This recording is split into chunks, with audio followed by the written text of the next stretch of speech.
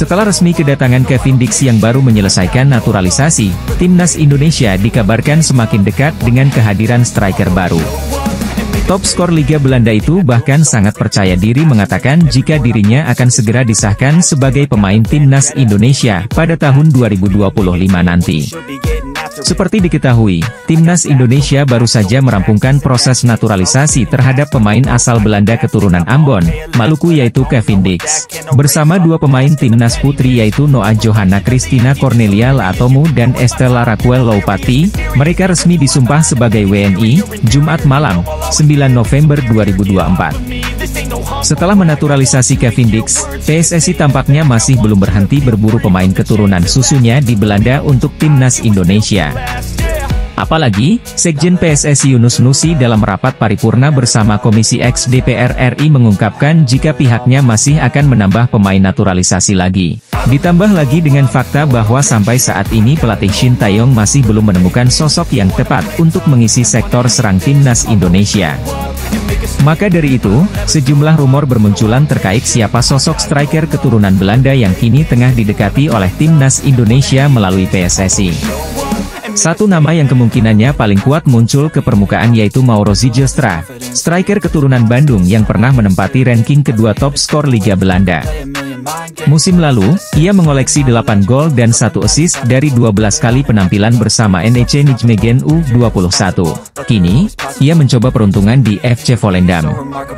Rumor semakin dekatnya Mauro Zijlstra ke timnas Indonesia dikonfirmasi oleh Yusa Nugraha melalui kanal YouTube-nya. Kabar ini ia terima dari Exco PSSI Arya Sinulinga. Mauro Zijlstra saat ini sudah mengirim semua suratnya ke PSSI dan sudah sampai juga di PSSI. Karena saat aku bertemu dengan Pak Arya Sinulinga, Pak Arya juga bilang kalau suratnya sudah sampai di PSSI. Semua dokumennya dilihat dengan detail. Pak Arya bilang seperti itu, ujarnya. Namun, Yusa Nugraha menjelaskan bahwa proses naturalisasi Mauro Zijlstra sedikit terhambat lantaran agenda timnas Indonesia di Piala Asia U20 pada awal 2025. Sebagai informasi, Piala Asia U20 2025 akan berlangsung mulai 6 hingga 23 Februari 2025 di Cina.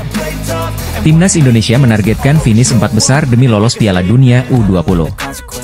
Proses naturalisasinya saat ini harus menunggu sebentar, karena pemain U20 Timnas Indonesia saat ini memiliki prioritas.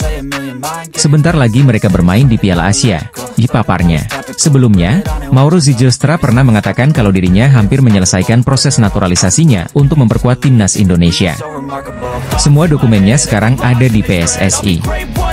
Aku tinggal menunggu sampai mereka memeriksa semua dokumen itu, jelas Mauro Zijlstra dikutip dari YouTube Yusa Nugraha.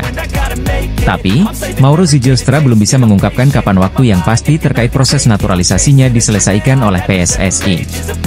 Ketua Umum PSSI Erick Thohir menegaskan timnas Indonesia akan tetap mengincar poin dalam 2 pertandingan kualifikasi Piala Dunia 2026 melawan Jepang dan Arab Saudi di Stadion Gelora Bung Karno. Tim Merah Putih akan menjamu Jepang dan Arab Saudi dalam lanjutan matchday kelima dan ke-6 grup C babak ketiga kualifikasi Piala Dunia 2026. Skuad Garuda akan bertemu Jepang pada Jumat, 15 November 2024, dan Arab pada Selasa, 19 November 2024, di Stadion Gelora Bung Karno, Jakarta. Meski menghadapi tim-tim kuat Asia, Erick optimis timnas Indonesia yang dilatih Shin Tae-yong bisa mendekati target 15 poin yang telah ditetapkan sebelumnya. Media sepertinya yang lebih mengerti soal target poin, yang lebih jago memprediksi media, kalau kita hanya kerja keras. Tapi kalau saya selalu setiap pertandingan ingin dapat poin. Karena waktu itu kan saya sampaikan 15 poin untuk 10 pertandingan. Kali ini kita 4 pertandingan meraih 3 poin, artinya untuk mencapai 15 poin tidak mudah. Terbaik mungkin 12 poin, ujar Erick di sela memantau kondisi rumput SUGBK, Jakarta, Jumat, 7 November 2024. Dalam 4 pertandingan sebelumnya di grup C, Indonesia mengumpulkan 3 poin dari 3 hasil imbang lawan Arab Saudi, Australia, dan Bahrain. Serta 1 kekalahan saat melawat ke markas Cina. Sementara itu, tim Samurai Biru kini masih kokoh memimpin klasemen sementara grup C dengan 10 poin yang diraih dari hasil 3 kemenangan dan 1 hasil imbang. Erick menekankan bahwa target lolos ke Piala Dunia 2026 tetap menjadi prioritas utama PSSI. Erick menyebut tidak ada perbedaan target untuk seluruh tim nasional, baik itu senior maupun kelompok umur. Dalam evaluasi saya kepada Coach Nova Arianto, Coach Indra Syafri, dan Coach STY sama saja targetnya. Coach Nova meloloskan ke Piala Dunia. Coach Indra sama, Coach STY targetnya sama Piala Dunia.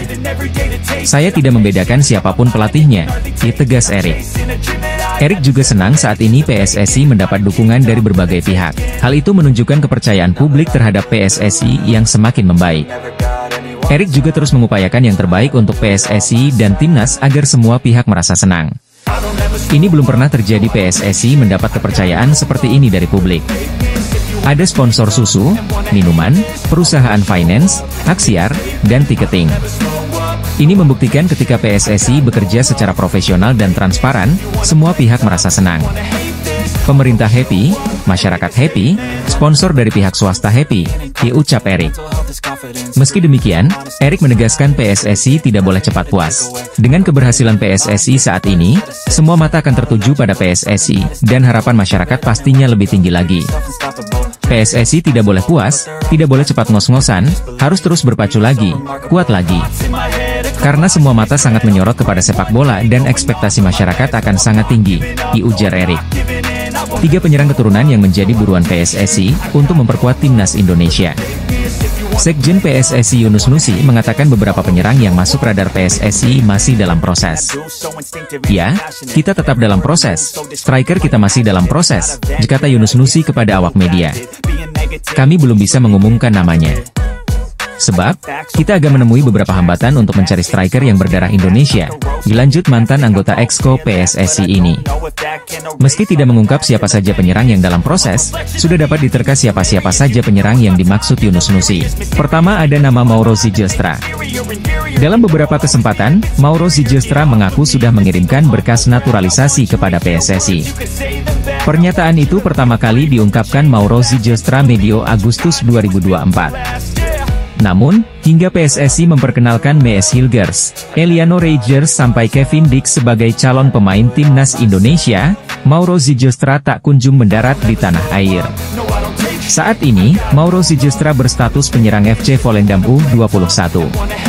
Berusia 19 tahun dengan tinggi badan mencapai 188 cm, Mauro Zylstra muncul sebagai bomber mematikan Timnas Indonesia. Mengutip dari laman Transfermarkt, Mauro Zylstra telah mengemas 2 gol dan 1 assist dari 3 penampilan bersama FC Volendam U21. Kedua ada nama Ula Romeni. Sejak Maret 2024, PSSI sudah mendekati penyerang FC Utrecht yang satu ini. Namun, sampai sejauh ini Ula Romeni belum mengiyakan gabung Timnas Indonesia sekalipun sudah dibujuk sang rekan, Ragnar Oratmangoen. Bersama FC Utrecht musim ini, Ula Romeni tampil oke. Dari 9 laga Eredivisie 2024 hingga 2025, pesepak bola 24 tahun ini mengemas 2 gol. Dan terakhir ada nama Miliano Jonathans. Miliano Jonathans saat ini berstatus runner-up top skor Liga 2 Belanda 2024 hingga 2025. Dari 13 laga bersama Vitesse Arnhem di Liga 2 Belanda 2024 hingga 2025, Miliano Jonathans mengemas 8 gol dan 3 assist. Pesepak bola 20 tahun yang biasa beroperasi sebagai winger kanan ini, hanya kalah 1 bola dari top skor sementara yang bermain untuk SC Telstar, Zakaria Edah Chori. Miliano Jonathans mengaku sudah dihubungi PSSI, dan akan mempertimbangkan tawaran tersebut. Tim nasional Indonesia patut berbangga dengan pencapaian rekor baru di dunia sepak bola, seusai sejajar dengan 5 negara terkuat di Asia. Pengamat sepak bola, Akmal Marhali mengatakan Timnas Indonesia saat ini menunjukkan kualitas yang sangat baik. Dia menuturkan bahwa Timnas Indonesia bisa sejajar dengan Jepang, Arab Saudi, Australia, dan Korea Selatan. Rekor Timnas Indonesia sejajar dengan Jepang, Arab Saudi, Australia, Korea Selatan. Tulis Akmal di Instagram pribadinya dilansir Selasa, 5 November 2024. Menurut Akmal, pencapaian sepak bola Indonesia itu patut diperhitungkan hingga sekarang. Sebab, dia mengungkapkan bahwa Indonesia menjadi satu-satunya negara di ASEAN yang sukses meloloskan 3 skuad ke Piala Asia. Mulai dari Timnas Senior, Timnas U20, dan Timnas U17. Bahkan, di Asia, Indonesia sejajar dengan 8 negara elit sepak bola yang meloloskan 3 timnasnya.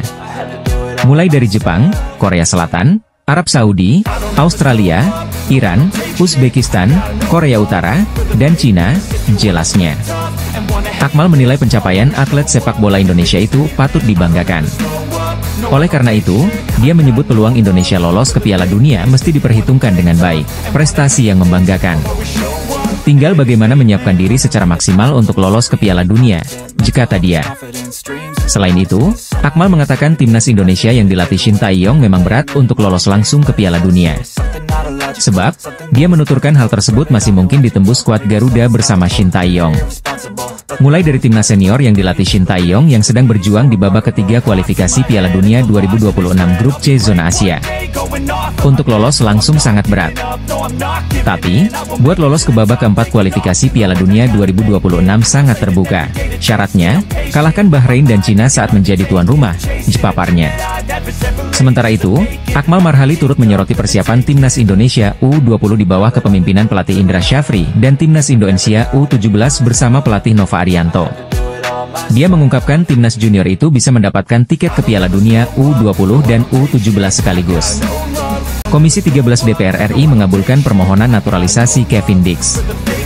Sang pemain ditargetkan dapat turun di laga Timnas Indonesia versus Timnas Arab Saudi pada 19 November 2024. Keputusan pemberian status kewarganegaraan untuk Kevin Dix diambil dalam rapat kerja Komisi 13 DPR RI bersama Menpora RI Dito Aryo Tejo dan Sekjen PSSI Yunus Nusi.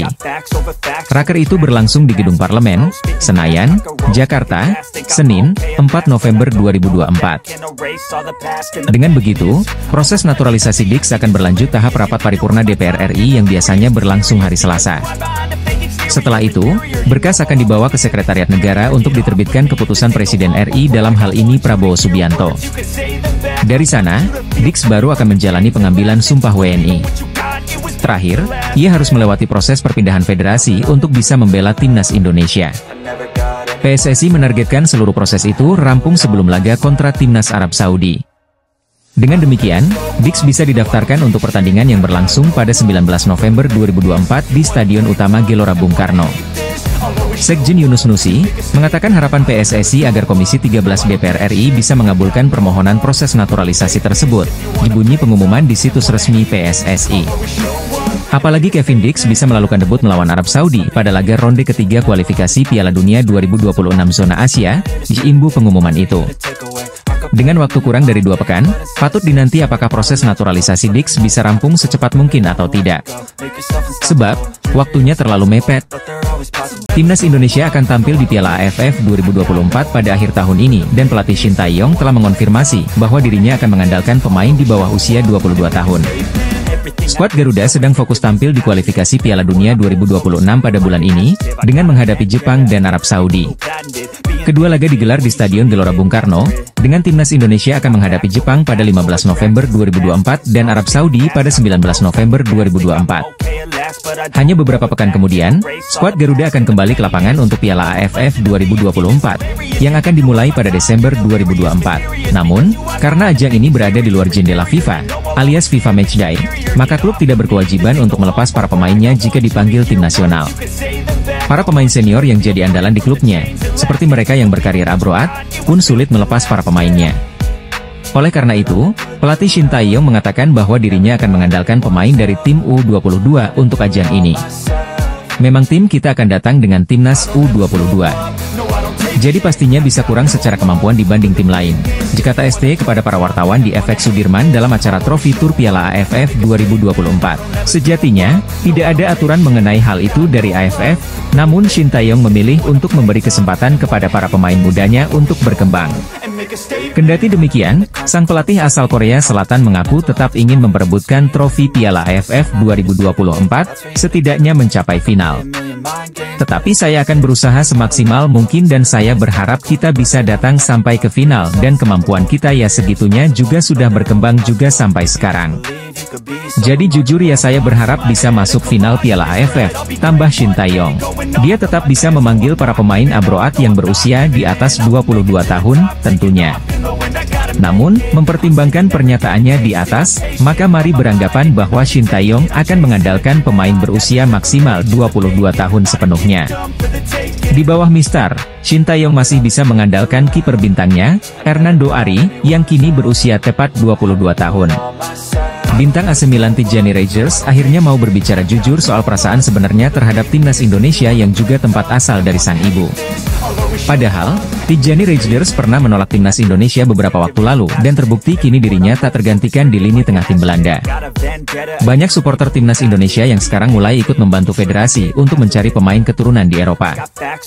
Hal ini tidak terlepas dari fenomena sejumlah pemain keturunan khususnya di Belanda yang kini memilih untuk bermain di tanah asal leluhurnya, timnas Indonesia. Kehadiran mereka pun dirasa membawa dampak instan lantaran prestasi yang digapai timnas Indonesia dalam waktu singkat. Salah satunya lolos babak ketiga kualifikasi Piala Dunia. Keberhasilan itu pun tidak dapat dipisahkan begitu saja dari peran pemain keturunan tersebut. Apalagi, sekarang sudah ada 13 penggawa asal Eropa di timnas Indonesia. Meskipun telah banyak diminati oleh pemain Eropa untuk opsi karir internasionalnya, namun timnas Indonesia juga pernah mendapat penolakan dari mereka. Salah satunya ialah dari bintang AC Milan Tijjani Rejders yang pernah menolak tawaran bergabung dengan timnas Indonesia demi Belanda. Akan tetapi, kesabaran Tijjani Rejders tersebut akhirnya terjawab karena saat ini dirinya menjadi pilihan utama pelatih Ronald Koeman di timnas Belanda. Selang beberapa waktu setelah menolak timnas Indonesia, Tijjani Rejders pun mengungkapkan perasaan sebenarnya terhadap tempat asal sang ibu. Di depan FIFA, Tijjani Rejders mengatakan jika dirinya sangat bangga mempunyai identitas Indonesia. Apalagi adiknya yaitu Eliano Rejders juga memilih gabung skuad ST. Latar belakang Indonesia saya adalah sesuatu yang sangat saya banggakan. Itu adalah bagian besar dari identitas saya, kata Tijjani Rejders dikutip dari laman FIFA. Sebagai informasi, Tijjani Rejders mempunyai garis keturunan Indonesia dari sang ibu yang bernama Angelina Lekatompesi asal Ambon. Meski sudah memilih Belanda sebagai karir internasionalnya, Tijjani Rejders mengaku senang masih mendapat dukungan dari supporter timnas Indonesia. Tijjani Rejders kemudian memberi komentar soal keputusan adiknya yaitu Eliano Rejders yang pada akhirnya memilih bela timnas Indonesia. Eliano Rejders belum lama ini telah disumpah menjadi WNI dan telah jalani debut bersama timnas Indonesia di kualifikasi Piala Dunia 2026 lalu. Melihat momen tersebut, Tijjani Rejders merasa cukup bangga bisa melihat Eliano Rejders tampil untuk mewakili timnas Indonesia menuju Piala Dunia. Gelandang milik MU berdarah Belanda ini terang-terangan ingin kembali mendapat tawaran dari PSSI untuk bermain bagi timnas Indonesia. Padahal, pemain keturunan Jakarta ini pernah mengabaikan tawaran dari PSSI untuk bergabung dengan timnas Indonesia pada tahun 2022 silam. Semakin banyak pemain yang mulai gabung ke timnas Indonesia, maka bertambah juga minat diaspora Eropa lainnya untuk gabung ke skuad Shin Tae-yong. Sebagai informasi, saat ini timnas Indonesia besutan pelatih Shin Tae-yong sudah mempunyai 13 pemain keturunan Eropa yang semuanya sudah debut dengan tim Garuda. Pemain keturunan Eropa tersebut berperan penting dalam keberhasilan timnas Indonesia di sejumlah turnamen bergengsi internasional, seperti Piala Asia dan kualifikasi Piala Dunia 2026. Belum lama ini, kontribusi mereka mengantarkan timnas Indonesia menahan imbang Arab Saudi, Australia, dan Bahrain di kualifikasi Piala Dunia 2026. Bukan tidak mungkin jika mereka bisa mewujudkan mimpi dari jutaan masyarakat tanah air yakni membawa timnas Indonesia mentas di putaran final Piala Dunia. Di sisi lain, pencapaian luar biasa dari timnas Indonesia kemudian menarik minat pemain keturunan Eropa lainnya, salah satunya gelandang milik klub MU. Adalah Jordi Weerman, gelandang keturunan Belanda yang sekarang memperkuat klub Liga 1 Madura United atau disingkat MU. Jordi Weerman merupakan pemain Belanda keturunan Jakarta dari sang nenek. Penggawa MU itu sebelumnya dikabarkan pernah menyia-nyiakan tawaran membela timnas Indonesia. Menurut pengakuannya, PSSI pernah menawarinya untuk gabung ke timnas Indonesia pada 2022. Namun, saat itu ia sedang sibuk mencari klub baru di Eropa, sehingga kesempatan itu lepas begitu saja. Lebih lanjut, Jordi Weerman juga tak menyangka kalau akhirnya ia bisa berlabuh di Liga 1 bersama MU. Padahal, sebelumnya ia malang melintang di kompetisi Eropa. Feyenoord, ADO Den Haag, FC Luzern, hingga HNK Vukovar 1991 menjadi klub Eropa yang pernah diperkuat oleh Jordi Weerman sebelum berlabuh ke Madura United. Setelah bermain di Liga 1 bersama Madura United, Jordi Weerman mulai tertarik kembali untuk gabung ke timnas Indonesia. Ia bahkan menanyakan langsung ke PSSI soal proses naturalisasinya. Anggota Komite Eksekutif PSSI, Arya Sinulinga, memastikan bahwa calon pemain timnas Indonesia Kevin Dix akan dinaturalisasi bersama dua pemain lainnya. Skuad Garuda terus berbenah untuk meningkatkan kekuatan demi mewujudkan mimpi tampil di Piala Dunia 2026. Dari 4 laga di putaran ketiga kualifikasi Piala Dunia 2026 zona Asia sejauh ini, timnas Indonesia masih belum bisa meraih kemenangan. Skuad asuhan Shin Tae-yong memiliki 3 poin, buah dari 3 hasil imbang melawan Arab Saudi, Australia, dan Bahrain. Namun, hasil terkini melawan Cina berbuah pil pahit dengan skor 1-2, yang membuat timnas Indonesia merasakan kekalahan perdananya. Di bulan November, timnas Indonesia akan menjamu Jepang dan Arab Saudi di Stadion Utama Gelora Bung Karno. Exco PSSI, Arya Sinulinga, memastikan bahwa Kevin Dix masih belum bisa dimainkan pada bulan November, karena pemerintahan yang masih dalam proses naturalisasi. Dia berharap agar BFC Copenhagen tersebut bisa bermain pada 2 laga berikutnya setelah jeda internasional November, yaitu pada Maret 2025 mendatang, melawan Bahrain dan Australia. Kevin Dix seperti yang kami sampaikan ini masih proses kan, kita tahu bahwa pemerintahannya masih transisi. Tapi kita optimis Maret, kata Arya Sinulinga ketika ditemui awak media, Rabu, 30 Oktober 2024. Arya juga menambahkan bahwa proses naturalisasi Dix dilaksanakan bersamaan dengan 2 pemain keturunan lainnya, Noah Latomu dan Estella Loupati, yang akan membela timnas putri Indonesia. Keduanya juga merupakan pemain yang tumbuh di sepak bola Belanda. Noah bermain untuk Fortuna Sittard, selagi Estella membela Telstar. Bek tengah PSV Eindhoven, kemungkinan besar tidak akan dinaturalisasi oleh timnas Indonesia meskipun ada tanda-tanda bahwa ia ingin bergabung. Meskipun pemain berusia 21 tahun ini menunjukkan minat, kenyataan yang ada menunjukkan bahwa proses naturalisasi yang diharapkan tidak akan mudah. Media Belanda Voetbal Primeur mengungkapkan bahwa selain Flamingo, ada satu nama lagi, Milan Manhoef dari Stoke City yang masih berpeluang untuk dinaturalisasi oleh PSSI. Dalam sebuah unggahan di Instagram, Rian Flamingo memberikan komentar dengan emoji bendera Indonesia, yang langsung memicu spekulasi mengenai kemungkinan ia membela timnas Indonesia. Namun, ada satu hambatan signifikan yaitu garis keturunan yang terlalu jauh. Rian Flamingo memiliki keturunan Indonesia melalui nenek moyangnya di Suriname, negara yang terkenal dengan komunitas keturunan Jawa. YouTuber Yusa Nugraha menjelaskan bahwa darah Indonesia dalam diri Flamingo hanya berasal dari buyutnya. Ini berarti garis keturunannya melebihi 3 generasi, yang bertentangan dengan syarat FIFA untuk perpindahan federasi. Syarat tersebut menyatakan bahwa garis keturunan harus sampai ke kakek atau nenek, bukan buyut. Oleh karena itu, kesempatan untuk Rian Flamingo dinaturalisasi cukup tipis. Satu-satunya cara bagi Rian Flamingo untuk bisa bermain di timnas Indonesia adalah dengan bermain di Liga Indonesia selama 5 tahun. Yusa Nugraha menambahkan bahwa jika Flamingo ingin mengenakan jersey merah putih, ia harus menunggu antara 2 hingga 5 tahun, yang jelas menjadi beban berat. Saat ini, ia bermain di Liga Elit Belanda bersama PSV Eindhoven, yang merupakan salah satu klub terbesar di Eredivisie. Turun ke level yang lebih rendah di Liga Indonesia bukanlah pilihan yang mudah bagi seorang pemain muda yang berpotensi. Dengan semua kendala ini, kemungkinan Rian Flamingo untuk dinaturalisasi dan bergabung dengan timnas Indonesia tampaknya semakin kecil. Ia harus menghadapi fakta pahit bahwa impiannya untuk membela negara asal nenek moyangnya tidak akan terwujud dalam waktu dekat.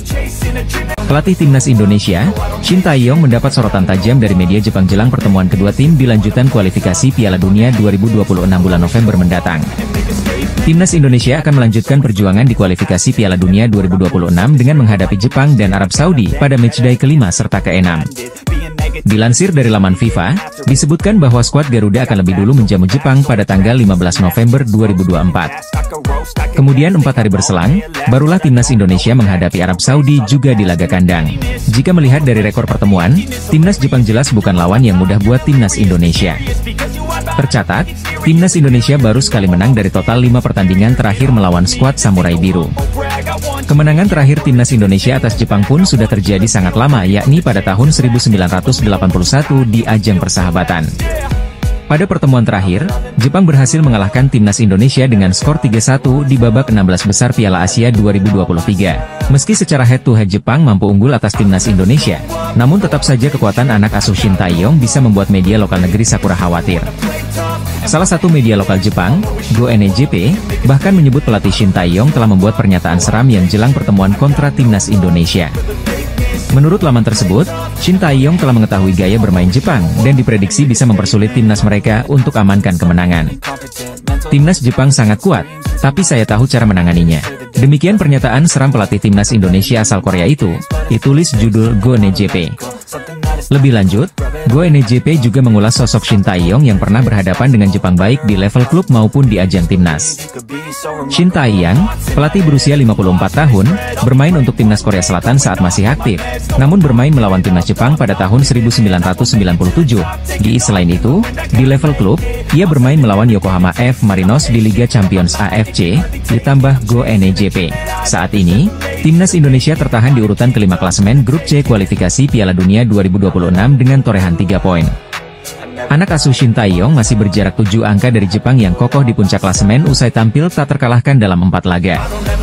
Sosok pengkritik keras Shin Tae-yong menyoroti performa pemain naturalisasi terbaru timnas Indonesia, Eleanor Reijnders. Dia melontarkan kritiknya akan performa adik dari gelandang AC Milan, Tijjani Reijnders.